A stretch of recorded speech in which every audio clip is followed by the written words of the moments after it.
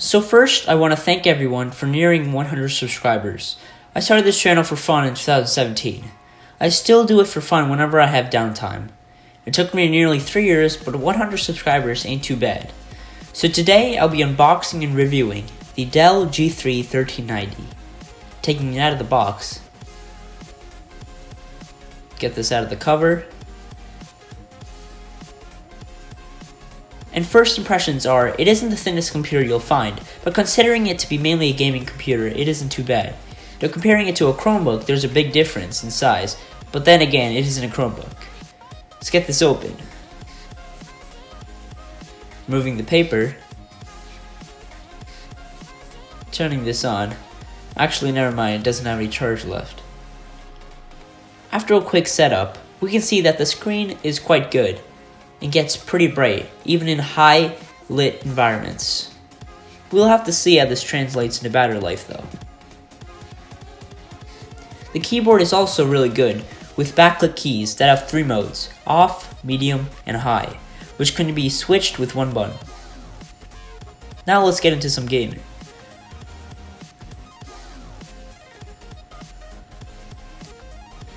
The loading times aren't amazing, but let's see how this all translates into some gaming. Now, as you can see, there is really no lag whatsoever. Everything is working perfectly fine with no issues, and it's very smooth. Now, I don't know why I chose Fortnite to test this, but really every game works really well with it, and I've never really experienced much lag. I almost died after that shot.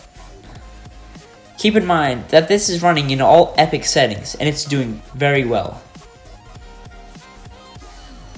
Now when playing games, this computer likes to boost its fan speed completely, which gets annoying at times. I haven't noticed any issues with airflow, but my only issue is that the fan is loud, and the computer gets hot in high-intense applications like GTA 5. You can also switch on the higher fan speed, say for maybe if you were in an app and you wanted some higher performance. You can also switch it back off. This computer can also handle video editing with no problem. The graphics card enables it to do all this, and rendering is also fast and can handle CAD and other high-intensity programs. I've been able to render many long videos, as well as use CAD for work without any issues, and it won't be a problem if anyone decides to get this computer. This computer also comes with an app that lets you see all the current stats and health of your computer, like your GPU, graphics, and your memory information. You can also see the temperatures of things like your CPU fan and your system fan. You can also set many adjustments to your profile as well. Coming to battery life, this computer has trouble with it and doesn't last very long, especially when using heavy applications or games. This computer is used mainly for being plugged in to maximize its capability. As for specs, this computer has 16 gigs of DDR4 RAM, 1080p 60fps display, 8 gigs of Nvidia GeForce GTX 1650 graphics, and finally an Intel Core i7 CPU. 16 gigs of RAM enables you to do many things, like use as many tabs as you want without refreshing every time, and it really helps with browsing and the overall speed of your computer. As for ports in the computer, on the right side we have an SD card reader and 2 USB ports. On the other side we have the power port, a USB port, Type-C port, HDMI port, a USB port, Ethernet, and a headphone jack. As I said before, the screen is quite good, with 1080p and 60fps, which makes watching videos really nice. The bezels of this computer are also not too bad. Although they don't go to the very edge, they still look pretty good. The trackpad on this is not as large as the MacBook, but it's a good size and definitely enough. The speakers on this are probably one of the best parts of this computer. It can get really loud, and even in 100% volume, it doesn't have much disturbance.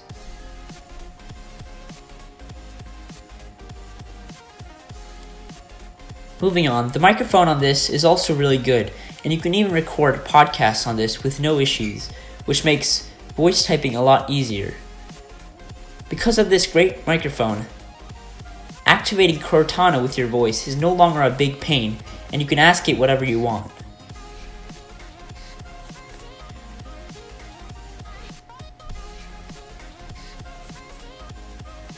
Having a great microphone also helps when doing Skype calls or something on your computer which has a camera which isn't too much different than the usual. The thing about this computer I'm not too happy about is the hinge system on this. It isn't the most sturdy and isn't very solid. I mean, the hinge is not too bad, but the design could be better in my opinion.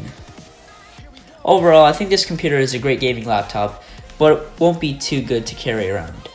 Anyway, for some reason, 99.4% of my viewers have had trouble with clicking the red subscribe button, or even just clicking the circle on the screen to subscribe.